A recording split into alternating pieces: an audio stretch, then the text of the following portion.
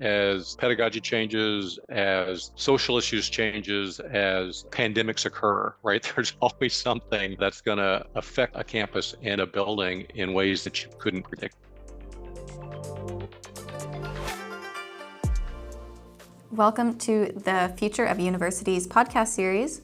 My name is Lauren Cromer-Pope, an Outreach and Partnerships Specialist at UIN, and I'm your host for today. In our latest episode, we sat down with Brent Miller, Managing Principal at HED, one of the oldest and largest architecture and engineering firms in the U.S., to discuss the future of educational spaces and effective facilities. With over 30 years of experience, Brent shares insights on designing spaces that foster collaboration, prepare students for industry careers, and integrate sustainability. We hope you enjoyed this discussion. Today I have the pleasure of speaking with Brent Miller. Brent is a registered architect and managing principal at HED, based in California, one of the oldest and largest architecture and engineering firms in the US, with over 400 staff across the country and revenues above $100 million US dollars. They serve clients across the US in a broad range of market sectors, including higher education, and regularly work with some of the largest property development companies and institutions in the US on large-scale development, rehabilitations, campus, and master planning. With 30 plus years of experience, Brent's worked on several high-profile projects, including the Guggenheim Museum in Bilbao. He's now overseeing HED's higher education projects and is recognized as a leader in planning, design, and construction of highly sustainable, interactive, and collaborative learning environments that promote student success and achievement. He's been involved in many high-profile projects where the focus has been on the development and implementation of student life projects, which integrate sustainable learning spaces within the campus environment. So that's all to get us started. Brent, thank you so much for being here.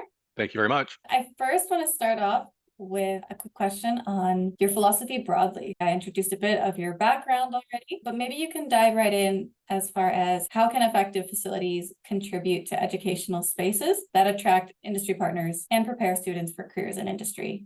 Yeah, it's a good question. We're seeing a lot more of these types of collaborations between the higher education institutions and industry partners, right? And I think from a sense of types of spaces, because you want to really simulate what's happening in the industry. So we look at things like state-of-the-art equipment, technology, simulated work environments to really help the students develop skills that are required in the industry. And the collaboration spaces within the buildings also really helps foster teamwork, communication skills, really preparing the students for the industry. And a couple really good examples of those are, we completed a project at the University of Michigan. It's a Ford Robotics building. This is a 140 square foot facility. It's for graduate students. And the first 3 floors are all academic, but the 4th floor is actually leased by the Ford Motor Company, really for supporting their mobility program. And so there's a real close connection between the graduate program and the Ford mobility program. And so the facility includes things like an outdoor drone port for testing autonomous aerial vehicles. It's got a high bay garage space for self-driving car research. It's got a really interesting outdoor Mars yard that simulates the surface of Mars to test rover vehicles, and then robotics makerspace. And so those are kind of active state-of-the-art equipment and technology spaces, but the important thing is also the collaboration spaces where you really allow the students, faculty, and staff really to mix together, really invite those conversations and look for ways to push the technology and push the conversations about the technology. And that's a really interesting one. And then I think even a more recent one for us is at the University of Southern California. It's called the Iovine and Young Academy for the Arts.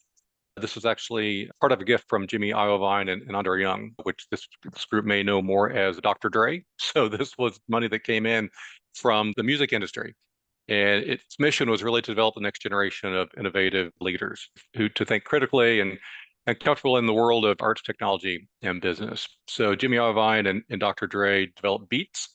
And one of the things they had trouble with is finding potential employees that were both proficient in technology and arts. And so they filled a program like this, which was much more entrepreneurial, that would allow for industry partners to come in and work with students to focus on a lot of challenges, real life challenges. Their model for pedagogy is really called a challenge-based learning model, where they really help advance students into real life situations. So they work collaboratively with, say, partners like Mattel, Adidas, and Spotify. They really come in and work directly with groups like that. And so types of spaces are maker spaces for metal, wood, 3D printing. We've got a fabrication studio with CNC milling machines and even podcast studios, really allowing the students lots of different options to be entrepreneurial within their studies.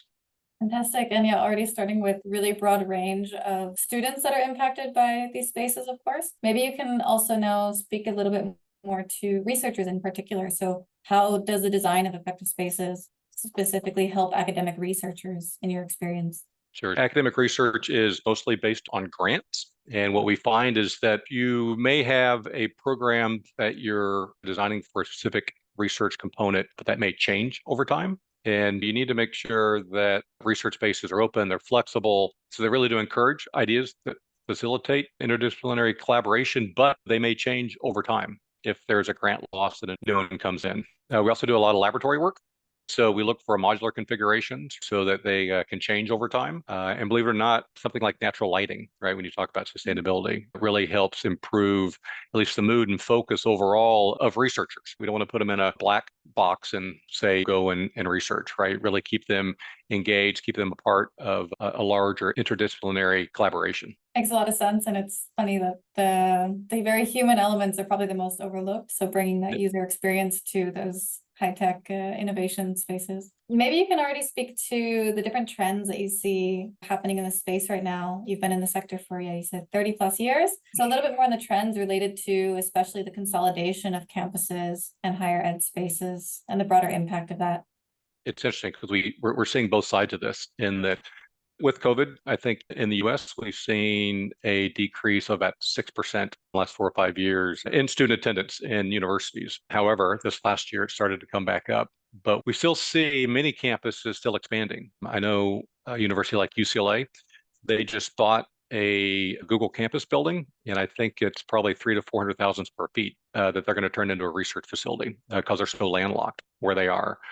But other campuses, what we're seeing where perhaps the consolidation due to the decreased enrollment, what's happening is that they're really looking, instead of building new buildings, really looking at renovating their existing facilities and not really expanding their footprints, but really trying to modernize the existing buildings that they have. And how does that either mimic or diverge from what's happening outside of higher education? So what the trends that you see in industry or other social spaces? Yeah, well, I think it's similar. When you look at like our workplace group, it's the same thing with the hybrid environments now and what's happening with the spaces. And how do you create a workspace now for an industry that is hybrid, right? And how often are they in the office together? And what type of spaces do you really need to promote the interactions that you're used to? Because they're not the way that they occurred 5, 6 years ago.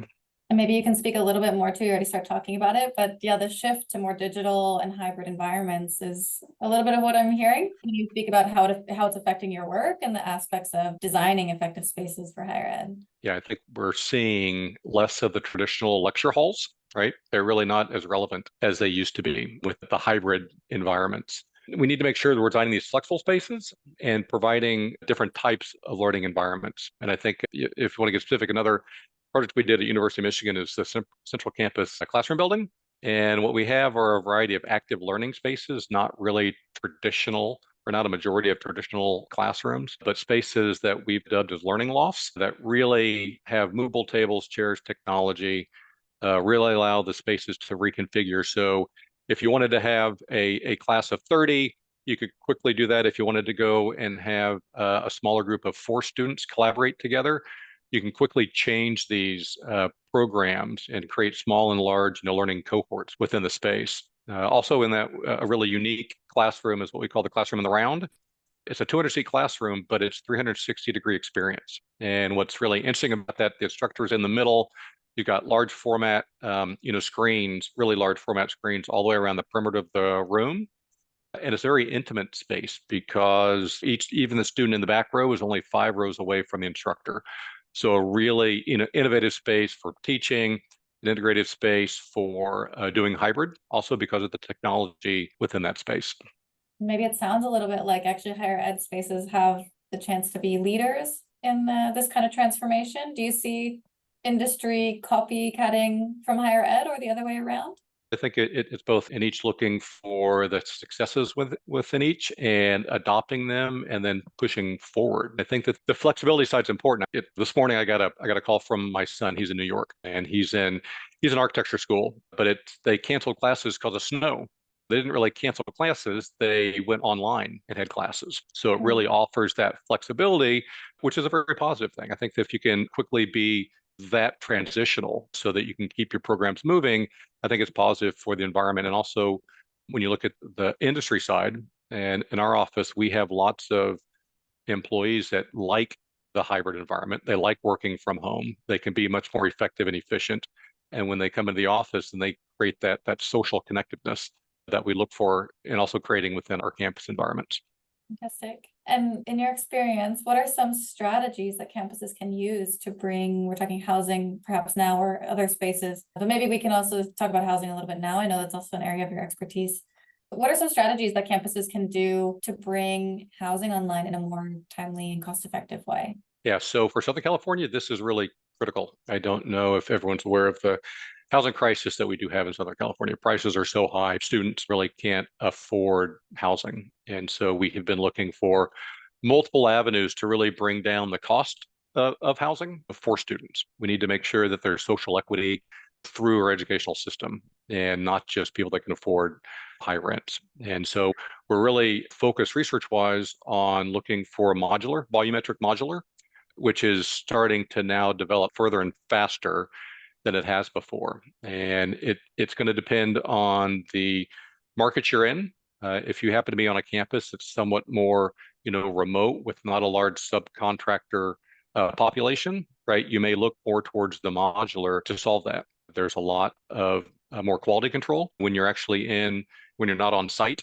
when you're actually in a factory controlling this with computers and much more QA, QC within the system, you get a lot better product coming to the site when you can do that. And it really helps you take advantage of so for example, if you've got the small subcontractor environment, it really helps you completing a project with the resources you have.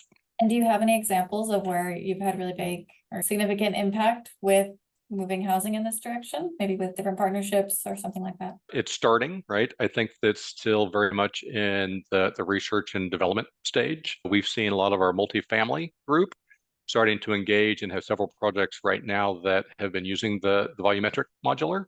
It appears that it's going to be a very successful way to accommodate at least dealing with some of the high costs and some of the other challenges that you have with housing. And yeah, if we're starting this project or others, maybe you can talk a little bit about what it looks like for HED when you start an engagement or for you to develop a partnership to collaborate in these spaces with higher education institutions. Sure. I think with each project, it's the start somewhat similar, right? It's a goals driven process. And so we really focus on the mission and vision and goals for the project. We have a goals, strategies process that we really move forward with. So we have to make sure that we understand the touchstone, which is really the vision for their project, and then making sure that the goals that we develop together are in alignment with what the vision is for the project. And then we have to make sure that our team is well understanding all of the goals. And then the next thing we do is we develop the goals. We work as a strategy together as a team, and then we test the results once we're complete with the project to make sure if there's anything that we can learn from it to do better next time. But that could be on the positive and negative side. If something didn't work, we need to understand what it is so that next time we move in that direction, we can guide a higher education client to a more positive outcome. It sounds like it's all about communication from the start, right? For any kind of partnership, whether it's through the architecture scope or our audience here, a little bit more probably squarely situated in higher ed, all about communication from start to finish. Agreed. So in communication, if you have a chance to our audience to speak already directly to the academic leadership, I think some people, maybe they feel this push, they know they need to do something to future-proof their campuses, but they don't really know where to start. How would you guide them? Yeah, that's always it's something everyone asks, and it's always your building is relevant as the day you move into it. As pedagogy changes, as social issues changes, as pandemics occur, right? There's always something that's going to affect a campus and a building in ways that you couldn't predict it. So we really look, technology seems to be one component that we need to make sure that we are advocating for lots of space for technology because we do know that will change over time. And that's not only in the infrastructure, but really making sure that on a campus infrastructure side, they can support very heavy on the technology side. And I think that's one of the key aspects of it. We also look at different types of ways to develop our buildings. We have a really interesting process called open building, which is it's not our process, but it's something that's developed. And the Open Building Institute is a group that is looking for ways to develop buildings that over time you can adjust, you can somewhat future-proof them. If you can imagine everything on a raised floor system and all the ductwork and everything is ran below the floor in a modular component system so that in the future, when you have to move walls, when you have to do other things, you're not putting the cost and money into things like moving mechanical systems, moving electrical outlets, things like that that are critical to the success of buildings, but that you can reduce the cost of renovating over time. There's a really good example of that here at the Santa Monica High School that we just completed a building for them. And it is a really flexible space. It's been open for a few years, but the collaboration spaces are right outside of the classroom. However, over time, as they start to renovate that building, it's going to be able to be done at a very low cost, not throwing resources away. You're very sustainable in the way that you're doing your renovations because you're not knocking down buildings and then building ones in its place. You're really trying to make sure that the building you have lasts as long as it can and adjusts over time to different learning requirements.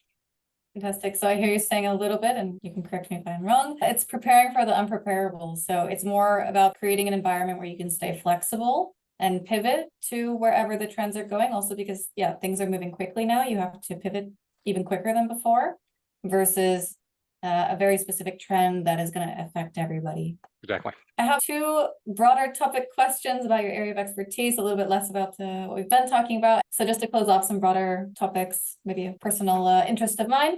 So how, in your view, do broader social societal issues like sustainability, equality fit into the topic of designing effective spaces and the work you're doing at HED? Yeah, this may be one of the most important things we're dealing with right now with the environment. The building sector used about a third of the global carbon emissions and uses about 40% of the world's energy consumption. If we keep designing the buildings in the same way that we have, we're not helping things. And so we need to be really, the architectural community, the engineering community, the building community really needs to get behind creating and building and designing buildings that are more sustainable. There, I know that our company signed on to the 2030 challenge, which is a carbon neutral by 2030 with our building designs. We're lucky to be in higher education where you have a lot of clients that are interested and engaged in sustainability. And so that's really helps us partner with them in unique ways. Another thing that's really unique about HED is that we do have in-house engineering, and that's really critical to help solving this issue of sustainability. We have a very integrated approach so that at the beginning of a project, we are side by side with our engineers trying to come up with the best solutions, strategies that we can put into a building, not from just citing it, but what are the systems inside? How do they meet the goals of sustainability? And really working with our engineers side by side in a very integrated approach to move through the different phases of design instead of trying to force some sustainable approach into a project too late in design. We find that really is not a good way to accomplish that. You've got to have the integrated approach up front. And yeah, looking ahead, are there any developments, trends, innovations on the horizon, either within your work at HED or generally in the wider sector that you're excited about? Yeah, I think both in the wider sector and things that we're looking at HED. So we're very excited about AI and really learning analytics and how that can affect the design of buildings and specifically on the sustainability side, because we think that if we could have AI-powered tools that really simulate how to predict a building will perform over different conditions really early in the process and help guide the design process to be more sustainable as it looks at window wall ratios and energy use over time, that we'll be able to really optimize the designs of the buildings. And then just generative design. right? How many different options can we look at within a building? And this isn't to eliminate design. It's really to look at a lot of early options to help guide the design process moving forward. Interesting. I think, yeah, these topics are really buzzing in a lot of different areas. I have one question from the audience for you. Brent, I'm the founder of an academic entrepreneurship hub that wants to look for digital architecture. What are good examples of hybrid environments? So we actually are seeing integrating, I'll call them podcast rooms, right? But they're really rooms specifically set up to do hybrid teaching where you have a faculty member sitting in a very controlled environment from a sound and light standpoint. So as they're doing, say, a digital delivery of a class online, everything's very high fidelity. So the experience on the student side is really superior, right? So there isn't a lot of noise in the background. It's not as if you can't see the screen or the quality of lighting. So it's really an integrated, almost display cabin where a faculty member can sit and really help push out that information in a controlled environment. That makes it so this hybrid online experience is not second tier, right? It's just another option for people to engage with. Thank you so much for your time. Is there anything you wanted to clarify or wrap up on? No, I think that was great. I think that we really did talk about a wide variety of different topics from academic research to sustainability. And I think that's really it's good because we're really dealing with a lot of those issues on campuses. I noticed someone just brought up VR. So not only on the academic side, but what we're seeing on the architectural engineering industry side is the use of VR to help design spaces and really simulate spaces so that when you're working with a client who doesn't have say, an education in architecture and has difficulty understanding drawings, you can actually put them in a simulated environment to really understand the type of space that they're getting before they're in it. So I think that's a really good point that was brought up. Thank you. And thank you to our audience as well. We hope you're already planning your trips to converge with us at our annual conference this year in Madrid in May. Abstracts are already closed, but we have more formats to feature your work through sponsorship, exhibitor opportunities. So more information on that is available at our website, and you can also contact me. Thank you so much, and we hope to see you there. Thank you, Brent, for your time. Thank you very much. Thank you for listening to today's discussion. Follow UIN on LinkedIn, and if you're enjoying our podcast, make sure to subscribe, rate, and review in your podcast platform of choice to help other people find this content too.